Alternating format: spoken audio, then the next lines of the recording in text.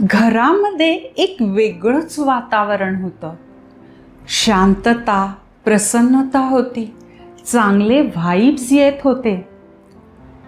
खरं तर दुर्गा शांताला तिच्या आयुष्यात एक वाईट घटना घडली म्हणून भेटायला गेली होती. पण दुर्गा शांताकडनं खूप काही शिकून गेली. हीच आजची आपली छोटीशी पण बहुमोलाची गोष्ट. त्यामुळे गोष्ट शेवटपर्यंत नक्की ऐका. तुमचं सगळ्यांचं नर्चर्ड इनसाइट चॅनलमध्ये खूप खूप स्वागत आहे.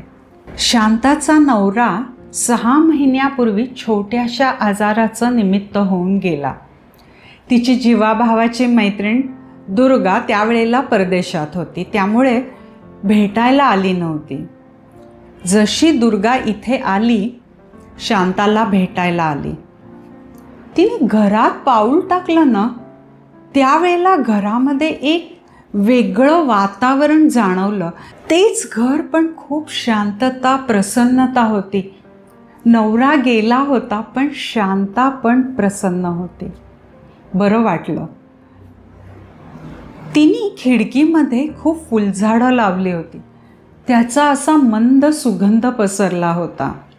हवेमध्ये उकाडा होता, पण शांताने एक सुंदर वाळ्याचा पडदा विणलेला होता, तो समोरच्या खिडकीत लावला होता. त्यामुळे येणारा वारासुद्धा गार होता, हवेत गारवा होता आणि वाळ्याचा सुगंधसुद्धा होता. शांता दुर्गाला म्हणाली, मी गरम गरम स्वयंपाक करते, आपण जेवूया. शांताच्या त्या हालचालींमध्ये सुद्धा एक काहीतरी वेगळेपण होतं. त्याच्यात एक ताल लय होती. दुर्गा बघत बसली. शांताने जेवायला वाढलं. दुर्गाने बोलायला सुरुवात केली. शांता म्हणाली, आत्ता आपण जेवायचं, बोलूया नंतर शांतपणे. जेवण झाल्यानंतर दुर्गाला जाणवलं, जेवण काहीतरी वेगळं आहे. म्हणजे हिच्या हाताला चव आहे, प्रेमही आहे, त्याची चव वेगळी. पण हे काहीतरी वेगळंच लागत होतं, रुचकर लागत होतं. असं तर नाही ना की आपण फक्त जेवत होतो, TV, मोबाईल काहीही नव्हतं आणि बोलणं पण नव्हतं. त्यामुळे बहुतेक असं झालं असावं. जेवण झाल्यावरती गप्पा मारायला बसल्या. मोबाईल वाजला दुर्गाचा. साधा मार्केटिंगचा फोन होता, तोही तिने घेतला. शांताने तिचा फोन मात्र म्यूटवर टाकला आणि म्हणाली, महत्त्वाचा फोन आला तर कळेल मला, तेवढाच मी घेईन. पण आपण गप्पा मारणार आहोत ना, मग आता आपण फक्त गप्पा मारूया. जेवताना फक्त जेवण, गप्पा मारताना फक्त गप्पा. दुर्गा म्हणाली, खूप वाईट झालं ग रवी, असा तडकाफडकी गेला. शांताच्या डोळ्यात पाणी आलं. म्हणाली, हो ना ग, असा धडधाकट माणूस अचानक जातो. तो नेहमी म्हणायचा, मी असा सशक्त माणूस आहे, मला काहीही होणार नाही. आणि म्हणून त्यांनी इन्शुरन्स पण काढला नव्हता. ह्या आजारपणात खूप पैसा गेला. आता पायावर उभं राहणं आलं. कधी नोकरी धंदा केलेला नाही. मुलं पैसे देतात, पण मी म्हातारी नाही. काहीतरी करायचं ठरवलं. रवी म्हणायचा, तुझ्या पुरणपोळ्या खूप छान होतात. पुरणपोळ्या करायचं ठरवलं. 5 पुरणपोळ्यांपासून सुरुवात केली. आता माझ्याकडे खूप ऑर्डर्स असतात, हाताखाली बायका आहेत, त्यामुळे पैशाचा प्रश्न मिटला. पण जाणारा जातो, वाईट वाटतंच. दुर्गा म्हणाली, तुझं दुःख अगदी कळतंय मला. शांता म्हणाली, दुःख आहे, पण मी दुःखामध्ये वाहून नाही जात. रडते अशी मी, पण मी रडत बसत नाही.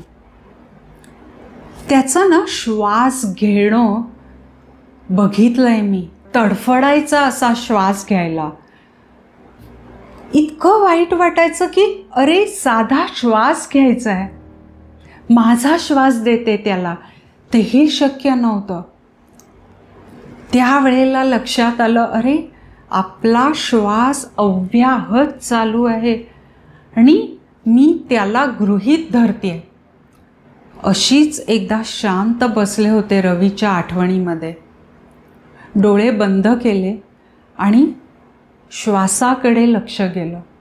तो आत जात होता, बाहेर येत होता. मी नुसतं बघत होते. त्यावेळेला ठरवलं की आपण आपल्या श्वासाला ना मध्ये मध्ये बघत जाऊ. आता दिवसभरामध्ये ना 1-1.5 तास झाला की मी एखाद मिनटं तरी शांत बसते आणि फक्त श्वासाकडे बघते. पण ह्याने मला खूप फायदा झाला. मी शांत झाले. काय बदल झाला हे मला सांगता येणार नाही, पण म्हटलं तसं फायदा मात्र खूप झाला. तो मी माझ्या इकडच्या मैत्रिणीला सांगितला.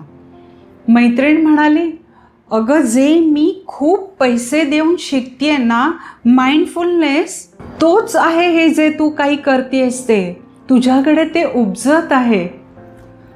मग मी पुस्तकं वाचायला सुरुवात केली माइंडफुलनेसवरती.